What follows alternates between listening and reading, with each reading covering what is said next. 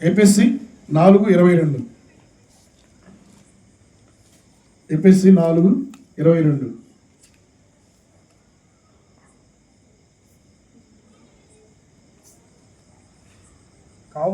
కావున మునుపటి ప్రవర్తన విషయంలోనైతే మోసకరమైన దురాశల వలన చెడిపోవు నీ ప్రాచీన స్వభావమును వదులుకొని నీ చిత్తవృత్తి యందు నూతనపరచబడవలెను. హల్లెలూయా. కావున మునుపటి ప్రవర్తన విషయంలో మన మునుపటి ప్రవర్తన విషయంలో మనం ఏమేమి మోసపోయాం అంటే ప్రవర్తనలో మార్పు లేకుండా, క్రియల్లో మార్పు లేకుండా మనం సైతాన్ కలుగు చేసిన ఆలోచనలకి, మాటలకి, తలంపులకి మనం ఏం చేసాం? మోసపోయాం. కాబట్టి ఇప్పుడైతే మనం ఏం చేయాలి? దురాశల వల్ల చెడిపోయాం. మోసకరమైన ఆశలు కలిగి ఉన్నాం. నేత్రాశ, శరీరాశ, జీవనము ఈ లోకంలో ఉన్నాయి. కాబట్టి ఈ యొక్క ఆశల వల్ల మనం ఏం చేయం? మన యొక్క అవయాలు చెడిపోయినాయి, మన హృదయం చెడిపోయింది. కాబట్టి దురాశలను చెడిపో మీ ప్రాచీన స్వభావమును వదులుకొని నూతనముగా మనం మారాలి. హల్లెలూయా. ఎందుకని?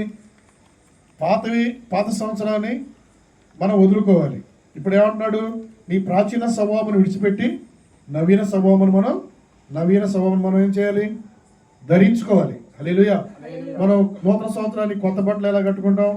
నూతన సంవత్సరాన్ని మనం ఎలాగ అలంకరించుకుంటాం? గృహాలు ఎలా అలంకరించుకుంటాం? అలాగనే మన హృదయంలో కూడా మనం ఏం చేయాలి? దేవుని వాక్యాన్ని ఉంచుకోవాలి. మన అలంకారం దేవునికి ఇష్టంగా ఉండాలి. మన ప్రవర్తన దేవునికి ఇష్టంగా ఉండాలి. నూతన స్వభావం కలిగి ఉండాలి. ప్రియ బిడ్డలారా, హల్లెలూయా. నూతన స్వభావం అంటే క్రొత్తది, మనలో క్రొత్తగా కనపడాలి. హల్లెలూయా. ఒకప్పుడు మోసపోయాం, దురాశల వల్ల మోసపోయాం. కాబట్టి మనం మోసపోకూడదు. ఎందుకని? మోసగాడు ఏం చేస్తాడు? బహుగా మోసం చేస్తాడు. అందుకని దేవుడు వాక్యం చేస్తున్నాడు, మీరు దేని విషయంలో మేము మోసపోవద్దు అంటాడు దేవుడు. దేని విషయంలో కూడా మనం మోసపోకూడదు. హల్లెలూయా. కాబట్టి నూతన సృష్టిగా మనము మారాలి. హల్లెలూయా. ఎఫెసీయులకు రాసిన పత్రిక 2:13. మీరు ఇప్పుడు క్రీస్తు యేసునందు క్రీస్తు రక్తము వలన సమీపస్తులై ఉన్నారు. హల్లెలూయా. మునుపటి మనము దేవునికి దూరంగా ఉన్నాం. దేవుని దూరంగా ఉండి ఎటు పడితే అటు తిరిగాం. తెలియని వాటి వైపు పరిగెత్తాం. జీవలేని వాటికి పరిగెత్తాం. జీవలేని వాటికి నమస్కరించాం. ఇప్పుడు ప్రవర్తన విషయంలో ఇప్పుడైతే మనము యేసు రక్తంలో కడగబడ్డాం, యేసును విశ్వసించాం. కాబట్టి మనం ఎలా ఉండాలి? మన ప్రవర్తన ఎలా ఉండాలి? మనం దేవునికి సమీపస్తులుగా ఉండాలి. ఆయన రక్తంలో కడగబడిన మనం నీతిమంతులం. కాబట్టి మన ప్రవర్తన ఎలా ఉండాలి? ఆయన సమీపంగా మన ప్రవర్తన దేవునికి ఇష్టంగా ఉండాలి. మనం ఆయన సమీపస్తులుగా ఉన్న, దూరస్తులుగా ఉండకూడదు. మునుపు దూరస్తులుగా ఉన్న మనం ఇప్పుడైతే మనం క్రీస్తు రక్తం. హల్లెలూయా. గలతీయులకు రాసిన పత్రిక 4:8. గలతీ ఎఫెసీ పక్కన 4:8. ఆ కాలమందు అయితే దేవుని ఎరగని వారై నిజమునకు దేవుని కాని వారికి దాసులై ఉంటిరి. కానీ ఇప్పుడు మీరు దేవుని ఎరిగిన వారు, మరి విశేషముగా దేవుని చేత ఎరుగబడిన వారై ఉన్నారు. హల్లెలూయా. మునుపు మనము మన ప్రవర్తన విషయంలో మనం ఏం చేసాం? ఎటు పడితే అటు మనం నిజముగా దేవుని కాని వాటికి మనం ఏం చేసాం? పరిగెత్తాం. నిజముగా దేవుని కాని వాటికి నమస్కరించాం. నిజముగా దేవుని కాని వాటికి మనం ఏం చేసాం? నృత్యం. కాబట్టి ఇప్పుడైతే మనం దాసులు అంటే పాపానికి లోపడ్డాం, లోకంలో ఉన్న వాటికి లోపడిన వాటిని దాసులు అంటారు. కాబట్టి ఇప్పుడు దాసులే ఉన్నారు. కానీ ఇప్పుడు మీరు దేవుని ఎరిగినారు. కాబట్టి దేవునికి మనము నిజముగా దేవునికి మనం ఏం చేయాలి? దాసులుగా ఉండాలి. దాసులు అంటే ఎరిగి ఉండాలి, లోబడి ఉండాలి. హల్లెలూయా. హల్లెలూయా. మునుపు ప్రవర్తన విషయంలో మనం తప్పిపోయాం. మునుపటి ప్రవర్తన విషయంలో తప్పిపోయి మనం పాపం చేశాం. ఇప్పుడైతే దేవుడు ఏమంటాడు? ఈ నూతన సంవత్సరంలో మనం నూతన సృష్టిగా మారాలి. మునుపటి దేవుని బిడ్డలారా, ఎవరైనా సరే మీ ఎదుట ఆశీర్వాదాలు దేవుని పెట్టి ఉన్నారు. కాబట్టి దేవుని సేవకులు, దేవుని అభిషిక్తులు ప్రకటించేది ఏంటంటే మునుపటి అన్నీ కూడా మర్చిపోవాలి. నీకు కీడు చేసిన వారిని, నీకు అపాయం చేసిన వారిని మనసులో పెట్టుకొని కొన్ని సంవత్సరాలు బ్రతికినంత కాలం అవి పెట్టుకొని ఉంటే అది ఎంత పాపం అన్నాడు దేవుడు. ఆ పాపము మనలో పెట్టుకొని మన దేవుణ్ణి ఎన్ని ఆరాధించినా, ఎన్ని మొక్కులు మొక్కినా, ఎన్ని దహన బలులు ఇచ్చినా, నైవేద్యాలు అర్పించినా కానీ అవన్నీ కూడా వ్యర్థము అని దేవుడు వాక్యం స్పష్టంగా తెలియపరుస్తుంది. కాబట్టి మన హృదయాలను చేంజ్ చేసుకోవాలి. పాపము తీసివేసుకుంటే, దేవుని దాసులుగా ఉంటే దేవుడు మన యందు ఆనందించి సంతోషిస్తారు. కాబట్టి మనము మునుపుడు అన్నీ కూడా మర్చిపోవాలి. మునుపుడు అన్నీ మర్చిపోయి మనం ఏం చేయాలి? దేవునికి దాసులుగా మనము ఉండాలి. కాబట్టి ఆయన మర్చిపోయాడు. ఆయన నూతన సృష్టిగా నిన్ను నన్ను మార్చాలని యేసుక్రీస్తు వారు ఈ లోకానికి ఎందుకు వచ్చాడండి? పాపులను రక్షించడానికి ఈ లోకానికి వచ్చాడు. పాపం అనగా ఆజ్ఞ అతిక్రమించడమే. దేవుని చెప్పింది చేయగా దేవుని చెప్పంది చేసేదాన్ని పాపము. కాబట్టి ఆయన మీ దోషాలన్నీ నేను జ్ఞాపకం చేసుకోను, మీ దోషాలన్నీ, మీ పాపాలన్నీ నా వీపు వెనకతట్టు పారవేస్తానని దేవుడు చెప్పాడు. కాబట్టి మనం ఇక పాపం చేయకూడదు. మునుపుడు అన్ని మనం హృదయాల్లో పెట్టుకోకూడదు. మునుపుడు అన్ని మనం జ్ఞాపకం చేసుకోకూడదు. ప్రియ దేవుని బిడ్డారా, హల్లెలూయా. అందుకని ఆయన క్రొత్త ఆకాశము క్రొత్త భూమిని ఆయన కలుగు చేశాడు. ఆకాశము కలుగుని కాకంటే ఆల్రెడీ క్రొత్త ఆకాశాన్ని క్రొత్త భూమిని కలుగు చేశాడు. అక్కడ ఏముంటుందంటే, అక్కడ క్రొత్త ఆకాశంలో క్రొత్త భూమిలో ఏముందంటే నీతే ఉంటుంది. క్రొత్త భూమి క్రొత్త కనిపెట్టిన వాటి ఏముంటుందంటే నీతి ఉంటుంది. 2 పేతురు 3:13 చివరగా 2 పేతురు 3:13. హల్లెలూయా.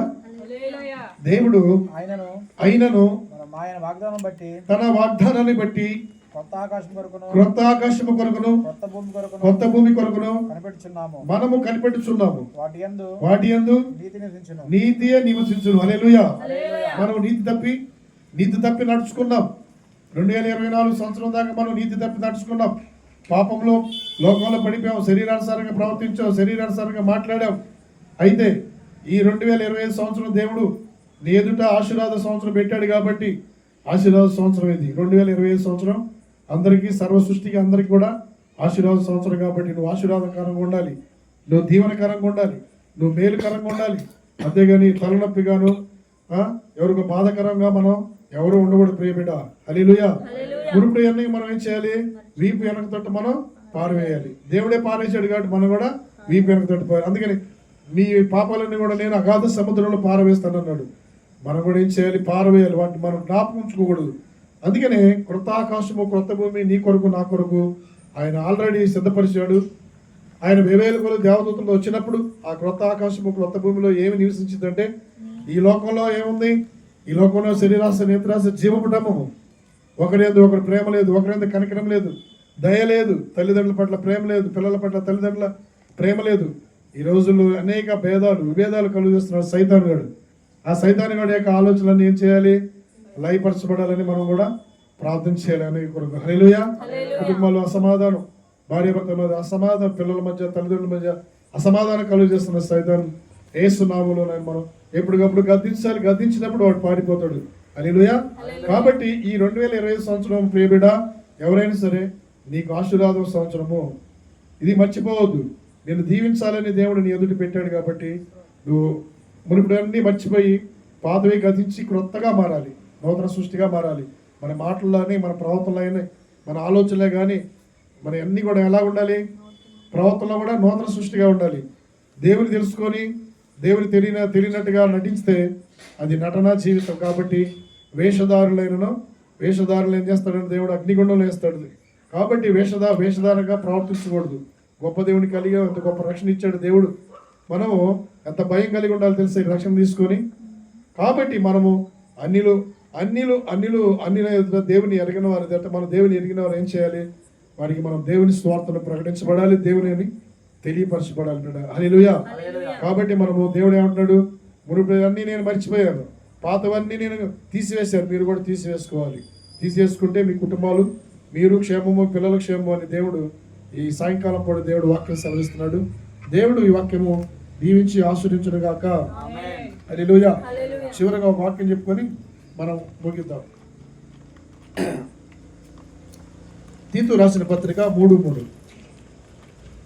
తీతు రాసిన పత్రిక 3:3 చివరికి వాక్యం చెప్పుకొని ముగించుకొని క్రొత్త పాట పాడుకుందాం. హల్లెలూయా. తీతు 3:3. ఎందుకనగా తిమోతి పట్టణం మధురాతి మధురమైంది కాబట్టి ఆయన ప్రేమను మనం అర్థం చేసుకోవాలి. యేసు అనగా రక్షకుడు, క్రీస్తు అనగా అభిషిక్తుడు. అందుకని భూదిగంతముల నివాసులారా నా వైపు చూసి మీరు రక్షణ పొందండి. దేవుని వైపు చూడాలి. లోకం వైపు, లోకంలో ఉన్న వైపు చూస్తే మనం ఈ లోకంలో ఉంది, ఈ లోకంలో శరీరాశ, నేత్రాశ, జీవడంలో పడిపోయి ఈ లోకంలో బడికి మనం సంతోషము, ఆనందము అనుభవించగలం. కానీ ఇక లోకంలో నిత్య జీవంలో మనం ప్రవేశించాలంటే ఈ మునుపటి అన్నీ కూడా మనం ఏం చేయాలి? వీపు వెనకతోటి పారవేయాలి. మునుపటి అన్నీ కూడా మనం ఏం చేయాలి? మర్చిపోవాలి ప్రియబిడ్డ. హల్లెలూయా.